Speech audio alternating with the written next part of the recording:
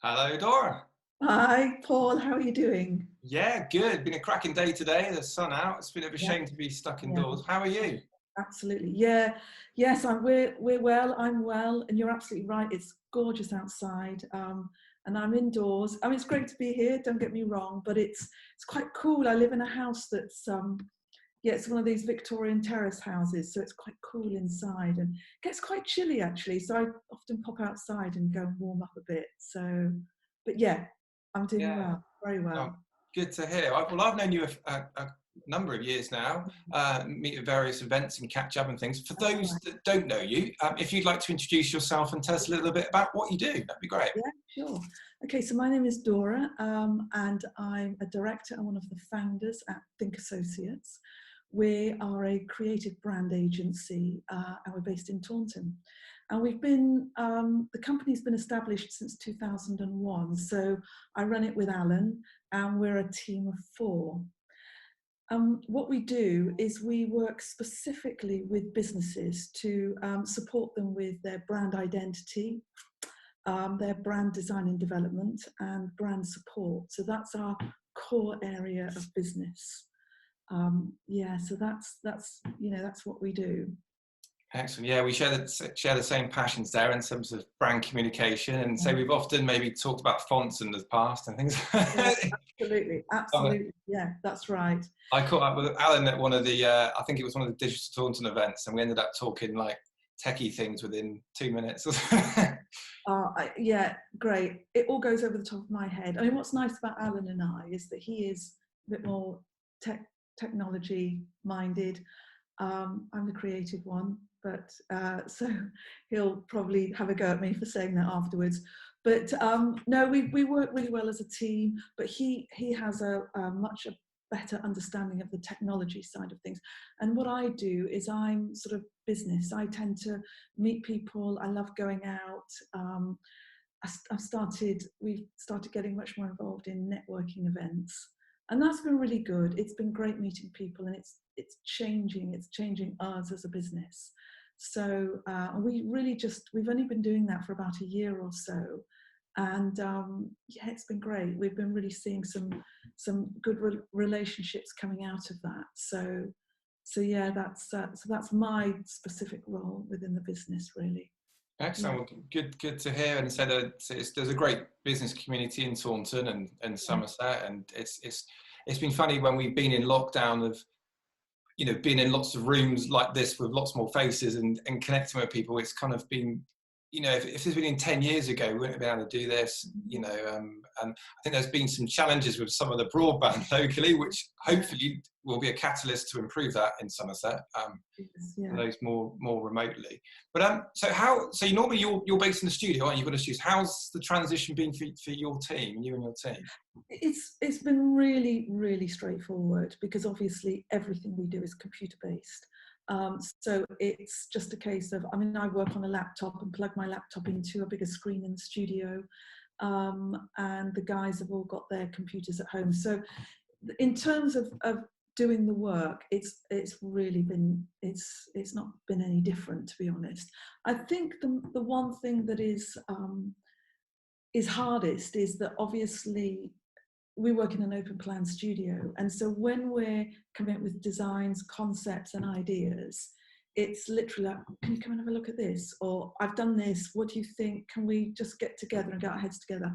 Now it's a case of me going onto the WhatsApp chat, guys, listen, we need to review this, can we all get together, and just working out when we can all be together. It's not too problematic, but it is, you've got to plan a little bit for that. So yeah, so that's really the only difference. But in terms of everything else, production, and everything else, it's all done digitally. All artwork files are sent, to printers or to web developers or whoever, as we would normally do. So it's not really been any change in the way we work in that respect. Yeah, so Yeah. we're the same as me, really. We're quite lucky in that regard, aren't we? Having, Yeah, say, a bit more flexibility with yeah, just, yeah, I mean, nothing's a real as good as obviously being in a studio where there's that energy flowing and Yeah, that kind of Yeah, vibe. yeah, definitely. And I mean, it's something we've thought about really. I think I've worked in the design industry for so many years, 30 years, over 30 years, and it's always been an open plan studio because it's all about ideas, it's all about concepts, it's all about working together and collaboration. And the process is very much like that. You know, even with clients, they're very much invited into the creative journey, into the process. And so there's this open to all um, sort of attitude towards it, I think. So not having that is difficult, but you know, we're quite senior designers, and so we should be able to, you know, just get on and get on with it. But it's, yeah, we miss just talking, and sometimes the chat's not always about work. We'll sit there and put the world to rights and, Yeah, yeah. you know, talk about politics and what's happening in the world and religion and you name it, it all gets talked about. So it's a really good environment, a nice environment to be, yeah, to just be working and to be as creative as we possibly can. So yeah, Yeah. it's good. I do miss it. Yeah, it's difficult when you bouncing ideas off people. And I was talking to Stephen from Somerset Jamie the other day, and we were saying about, you know, the connectivity of improving, of getting more better rural broadband. And people, probably more people will be working from home and more flexibility, but we are going to need those kind of hubs like we've got in Taunton. We've got a creative innovation centre and company spaces where people have the flexibility to work from home, but we're all going to be craving that. Let's go for a coffee. Let's throw some ideas together. There's nothing better than a whiteboard or stuff. I'm chucking ideas around. Yeah, definitely. Yeah, yeah. I mean, absolutely. Certainly within our industry, that's really important because, you know, so much of it, that initial creative process is about exploring ideas, about research, about coming up with different ways, different solutions, and working out, you know, what the best thing is. And it's quite hard to do on your own. And we as a team, we always work, you know, if a job comes in, if we're looking at particularly a branding project, let's say, you know, we've got a business that's reviewing their branding. It's something that we all get involved, all four of us will sit down and work on together, and get those ideas together, get that creativity flowing, and come up with those solutions really. So that, and it's not until we're all really happy, we've reached something that we feel, yeah, that's beginning to work, that's right for them, and we know that's right, and it's got the potential as a brand to just grow and take a business forward, that we can that we would present that to clients. And that's quite a big decision, that's quite a big place to reach. And so yeah, it's all about teamwork. It's really always been important to us, and yeah, it's kind of a big part of what we do in the studio. Yeah. Yeah, I was thinking that, as you're saying then, I was thinking about rebrands, because obviously one of the big things that's come out of the lockdown is businesses have taken a step back, thought about what they enjoy and what they don't enjoy, or also maybe their business has changed, as the pivot, which has been kind of one of the words, a pivot in their business, that there's probably going to be a lot more rebrands where people are having to review the change of direction of the business, look at their strategy, and then obviously articulate that visually through their communication. I think we're going to be quite busy. We'll continue to be busier. You know? I mean, absolutely. You know, I think this is a time, I mean, certainly for us, and what I've been doing particularly is working on the business and not for it. So looking at our own brand, looking at, you know, our own communications. What are we doing? How are we doing it? And we're reviewing our own website. It's just one of those things that you do constantly for other people, but it gets left behind when it comes to you. So I love the fact that we have been able to look inside at what we do and how we do it, how we're seen. And, you know, branding is, it is as much about the way the outside world sees you as how you see yourself. And in fact, that's such an important thing. And so to get feedback, to start, it's a great opportunity with all the networking to ask people what they think about your brand. You know, what is it? Ask friends, colleagues, business associates, you know, get them to just review it, how they see you, because it is a really good opportunity, I think. And when people think about change, sometimes we can be a bit concerned about change. But I think coming out of this, everybody knows actually that their businesses might be a bit different. So it's a good time. It really is a good time. And it's all about sort of 2020 and vision and seeing things differently. And I've been speaking with people, and I think that, yeah, they are ready to sort of say, okay, let's look at the way we do things, and let's look at how people see us. That is what branding is all about, really. Absolutely. Yeah, we could. I'd obviously love talking about branding, and we talk lots more about that. And it's fascinating. I guess in terms of, say, the perception of, because the big problem of what we do, a lot of people think the brand is your logo. I've got my brand redone, you know, and that's just, the logo is just, I will say a logo is just a badge that represents this whole set of values of what you stand for. And if you look at, like, you was perfect you mentioned there, really good advice of asking people that when they see your logo, that, you know, the main kind of visual part of your brand, how does it make them feel about you? And a lot of people just think, well, I've got a nice logo, but if you've not got the rest of the stuff. That's it, yeah. I mean, it's one of those questions, actually, Paul, that we get asked all the time. If your brand is not your logo, what is your brand? And your brand essentially it's your story. It's who you are. Who are you as a business? You know, what is it, and how do the outside world see you? And that can be everything from,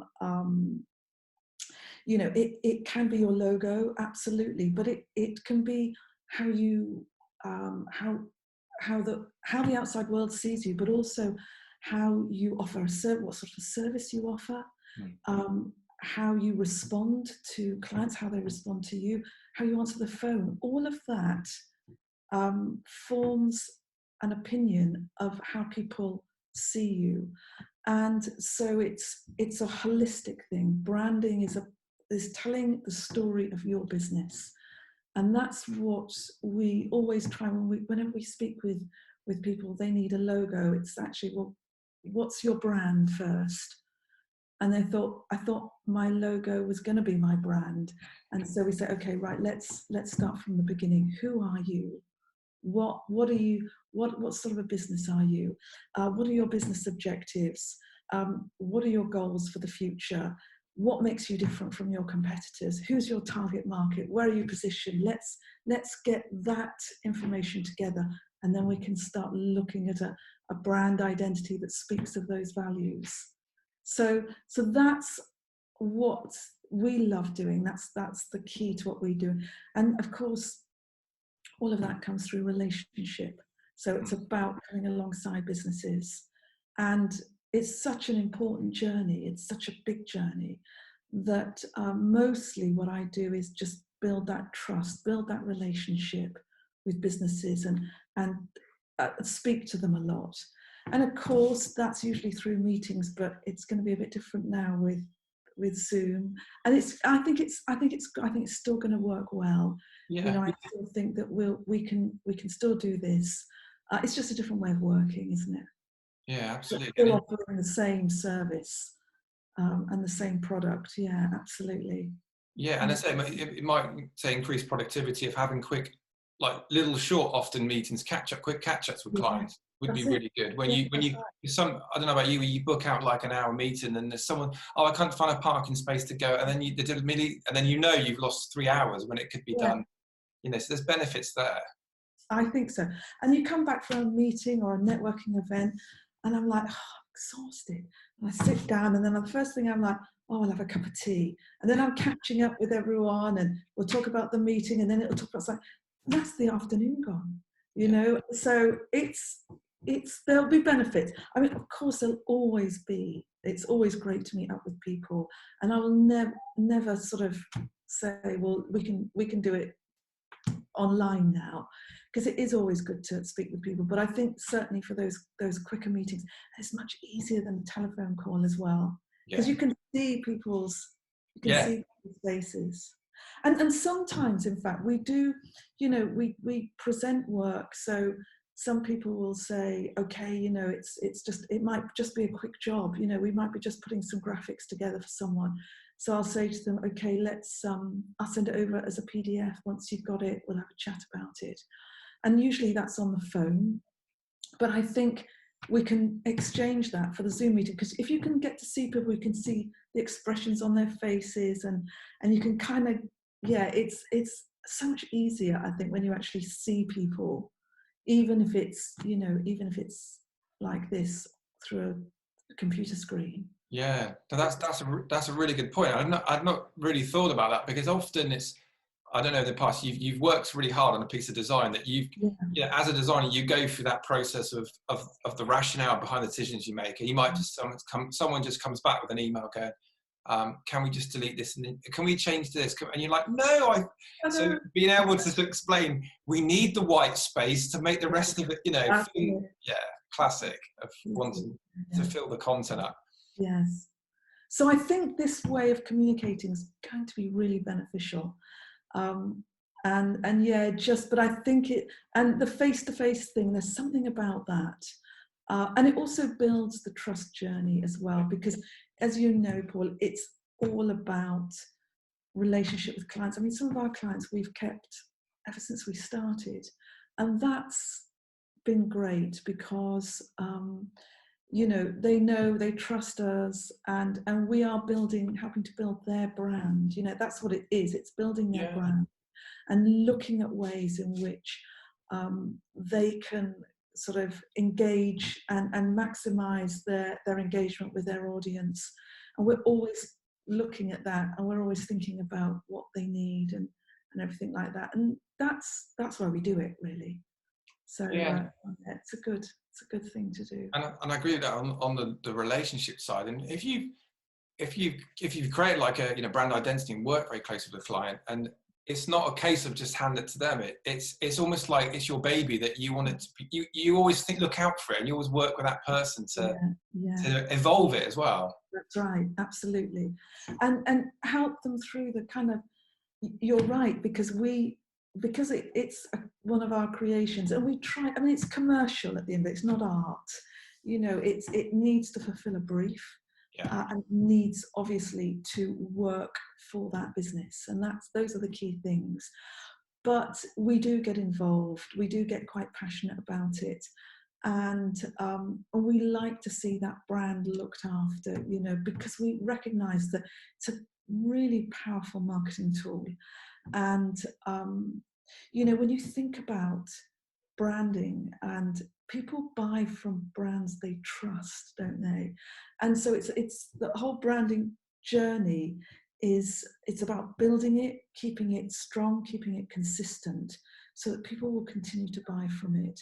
And so part of, again, what we do is, it's not just about, right, there you go, there's your logo, there's your corporate guidelines and everything else.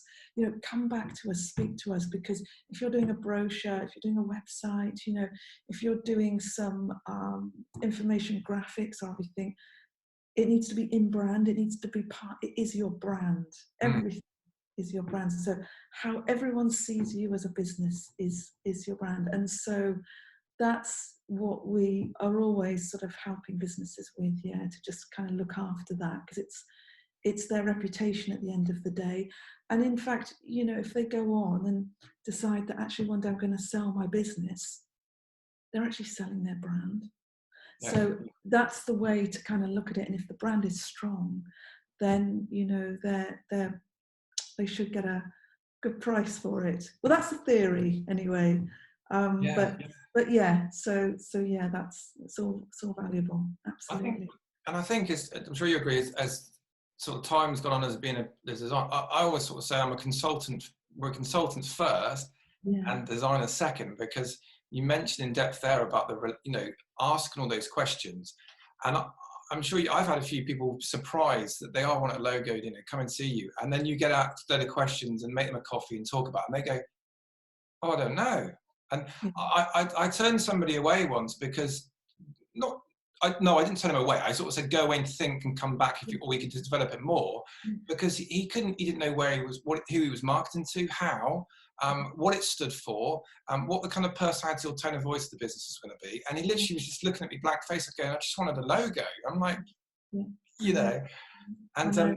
and you mentioned, nurturing that relationship and understanding what underpins that brand is really important, that does ongoing, and it's not a case of just saying good luck half the Yeah, there time. you go. Hope it works for you. No, Yeah, it's not about being a nice picture. It is. It's about visualizing a business and who they are. And so, yeah, I get it. What you were saying just then about, um, I think businesses and people need to understand, who am I? And I think the way of saying, how do I want people to see me? What do I want? Because actually a logo identity, a brand design, that is often the first thing people see about a business. What is it you want people to see about you and who you are? And that makes people think. So but yes, it's getting that research done in the first instance, isn't it? And making sure, because it's because we often, sometimes we're the same. Someone say, I just want a logo, yeah, and it's not going to cost me more than 150 quid, is it? We're like, well, would you like us to think about it for you? And of course they do, but it's often it's about explaining the process and what it is and what it will do for them. And I think once people are a bit more comfortable, and it's not people don't know, but I think that they don't understand the impact and the power of branding, actually what it can do for your business. And so once we begin to do that, people, yes, begin to, appreciate what it is, what's behind it, the work that's involved in it. And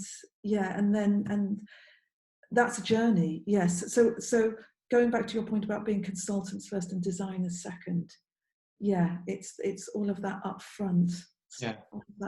stuff that we work quite hard to do with businesses, so that they know there's and we're managing their expectations as well. That's a really important part of the process. Yes, So that's a very good point of and you meet just a variety of people in the role, and some people have worked in branding or for a larger company, worked in marketing, and then some people just really need to be taken through that process, that hand-holding process to some degree, of them through that. And one of the things you mentioned, which is a really good point, was that it's time to look at your process and the brand, and you kind of mentioned was, and also the whole onboarding process of customers and what happens then, and then they see that, and then what happens, and then and that stage of a buying cycle for a client of the, whether it's a service or a product, is having that review where they go, well, what do they do next, or and then articulate that in a visual way. That's it. I mean, it's always been like that, whereby we you go through that journey with them, and the planning of it, and thinking ahead. I mean, we're working with one of the lovely areas actually that we really love working with is food and drink, and we've been approached by a food company, and we've been asked if we would consider doing a brand for them. And there's so many things to think about for food companies, because it's like, what we need to be thinking about now is where that brand will be in 6 months, where it will be in a year, where it will be in 5 years. And it's the same for businesses as well. But I think that the food brands are the market's so flooded. There's so many really good brands out there, and you've got to pinpoint it. You've got to be really clear on where the business, what's their vision, where do you want to go, where do you see yourselves going, because that is going to inform what we do with the brand today. And then from then on, yeah, it's about taking them through, and it's just walking companies and businesses through it, really, just a step at a time.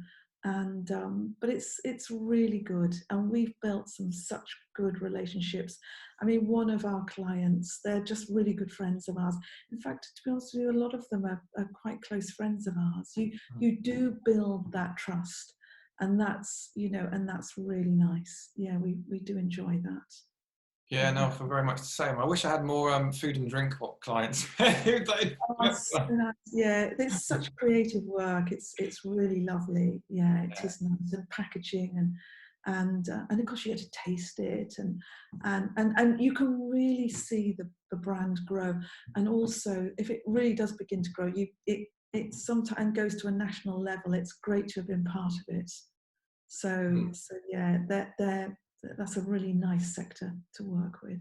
And the other thing, I guess, about the creative industry is it's very collaborative, and working with copywriters or videographers, or that's part of the fun, when you can bring people in on projects that can offer something different, or they might have a niche that they can say they work in the food industry in terms of copywriting, and you can bring them in and yeah. Absolutely. Yeah, because of course that brand and communications, it's the whole package. So it's all of those things, Paul. It's the photography as part of the brand, the verbal, the copywriting, the PR. It is all part of that. And we are Think Associates, that's our title. So yeah, we're a team of 4, but our associates include obviously photographers, marketers, PR and communications, illustrators, copywriters. Yeah, so we've got a good network. And often what will happen is that because we're kind of the beginning of the journey, once we've built that relationship up, our clients will come to us for those other services. So we've got people that we work with, and we can just bring them in, and because we've got a good relationship with them, it's all collaborative. It all works really well. It should all be seamless, and should flow, so that it's as easy as possible for the businesses we're working for. Yeah. And it can, on that basis, it can be very frustrating sometimes when first impressions count, and seeing it not as a cost but an investment to get you out in the right way. I mean, I spoke to somebody ages ago, inquired, and about having a logo, and they told me they'd spent, I think, £20,000 setting the business up on kit, and everything, and they wanted to try and get to do a logo for £200. So I was like, so percentage-wise, you've invested all this kit, but this is going to make or break your business on terms of how it's seen and perceived by people, and you don't see the value in the time that you would spend on doing that, and those conversations that make sure you don't go down the wrong track. Like you were saying, particularly the competitive food industry, if you'd spent loads of money on setting up, but you've done no research, then you're going to be done in about a year. Absolutely. And this is the thing. I think that it's hard to put sometimes it's hard for businesses to put a value on it. And if, like you said, you've got a company that started up and they've invested a huge amount in their infrastructure, or their hardware and software, or and everything else, and it's like, oh right, well I need a logo now, and there's not much left in the kitty. It's a difficult one, really, but we always try and get companies to understand what it is, what marketing does, the potential of marketing. Because actually, if you don't market your business, it doesn't matter what you've got in place. If nobody knows you exist, you're not going to go anywhere. And so it's like, okay, so should we just look at this, and we chat through that. We have that conversation many times, but that's the way it is, really. And I'm always happy to have that conversation, but like you, we have had to let companies go. That we'd love to help some companies, but they haven't yet. They're not ready they're either not ready to take that step, or they maybe just don't see the value in marketing, and so it's always going to be a bit of an uphill struggle, and that's difficult. Yeah. And you mentioned, when you said about the budgets, then it is often seen as an afterthought. You set the business up, you said like the infrastructure, you go, like you said, we need a logo, and in terms of marketing, and seeing that's to keep your name out there, because it's really tough out there. And with what's going on at the moment, there are going to be some businesses that, unless they adapt post what's happened at the moment, if they don't adapt to embracing technology like we're using now, or they're just going to disappear if they don't get the advice they need. Absolutely. Yeah, I mean, one of the things that I think that I've heard time and time again throughout these last sort of 8-9 weeks that we've been in lockdown is stay visible, stay visible. You've got to stay visible, because unfortunately it's like newspapers. What's current today is tomorrow it's old news. It's just forgotten. People just forget. Yeah. People move on, and there's so many, and we just got to keep ourselves and our businesses as visible as we can. And it's I think for those that have truly locked down, it might be harder. It's not impossible, no, but it will be harder if you've just literally fallen off the radar. It will be harder to get back on again. But for those that have maintained a presence, have continued to do a bit of marketing, have kept in contact with their clients and their customers, and if they are thinking about doing marketing, it's a great opportunity to say, we're making some changes, we want to tell you about it. It's a great way to just have that opportunity to reach out to people again, reach out to old clients or old customers and new ones, about what you're doing. So yeah, it's that's an important lesson, I think, for everyone, including ourselves. Yeah, definitely. No, very much so. And I remember reading an article years ago about one of the best times to market yourself is like during a recession. Yeah. Obviously, that extends to what's going on now, because when usually the first thing you pull is well, let's cut the marketing budget. Let's just take things back a step. And actually what you can find is if you can overtake your competitors and position your brand to a place it wants to be, and actually your voice is louder and reaching more people, but that when your competitors come back, you've overtaken them. And I guess, and it's difficult with budgets and things, but like you said, Dan, it's just little things that just says, we're here, this is what we're doing, can we help you? Yeah, I mean, one of the things that we've sort of done through this this time is just it is difficult. It's hard to talk about sales. It's hard to talk about money. It's you have got to be quite sensitive, and we've some of the some of the work that we've had in the pipeline's been on hold. And it's like, okay, so how can I make myself useful, literally? And I've just been chatting with a couple of people who are thinking about it, and they said, can you just have a look at my brand? Can you have a look at it? I'm like, yeah, of course. Just let's have a look at, and I just look at their website, look at their logo identity, look at what they're doing, and just give them a little bit of a brand review.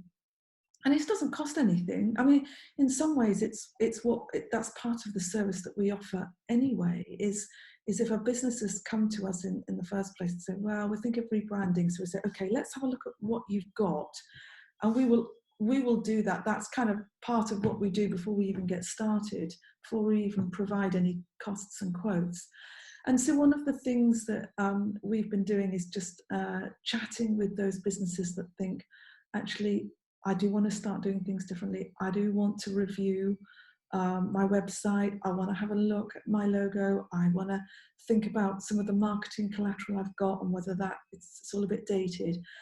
And yeah, we've just been chatting with them. We've teamed up actually with Daffodil PR, and with them, we're kind of just offering a joint package to businesses who are wanting to consider their communication package. So that's an initiative we're just about to launch, and we're kind of I've been letting people know about that.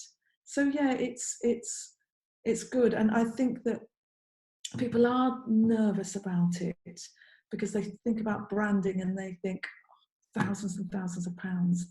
But we do try and work with businesses to understand where they are, are they growing? Are they a big company that already has established brand and it just needs refreshing, or are they a brand new business that just needs something? And so cost is always bespoke. It's never a fixed price. We never offer a fixed price. We look at the company and we say, okay, who are you? Where are you going? What are you trying to achieve? All of those key things. But are you a startup? You know, have you only just been going a year and this is a whole new journey for you? Or have you been going for a while and you're ready to, you know, put some financial backing into it? So it's horses for courses. It's never right, this is how much we charge. And I think that once you start having those conversations with people, they're less nervous then about the whole process. Yeah. Brilliant. Well, it's been lovely talking to you, and I'll share links to your website and what you're up to. That would be great. I'm just going to finish with a question I've asked everybody during this series. If you didn't do what you do now, what would you do, or what did you want to be when you left school? Well, I did think about this, and when I was at school, I mean, there's lots of things I would have loved to have been, but actually, when I was at school, there were two things I thought. I was good at art, and I wanted to be a soldier. I wanted to join the army. All right, okay. And I thought, what's the easiest thing to do? Oh, I think I'll go to art college. Little did I know. I mean, yeah, so I would have joined. I think I would have considered joining the forces. And I really did think that was something that I would do. All of my family, my father was in the army, and his father before him, and uncles and things. So I grew up in that sort of military environment. Yeah. And I was in the CCF at school, but no, I chose art because I thought it'd be easier. Brilliant. Brilliant. Well, lovely to catch up with you, Dora. Hopefully see you very soon. Yeah, Paul, and you. Yeah, and good luck with all that you're doing. It's a great series, and thank you for having me. Oh, my pleasure. Brilliant. Thank you. All right. Thanks, Take care, Dora. Bye. Bye. Bye.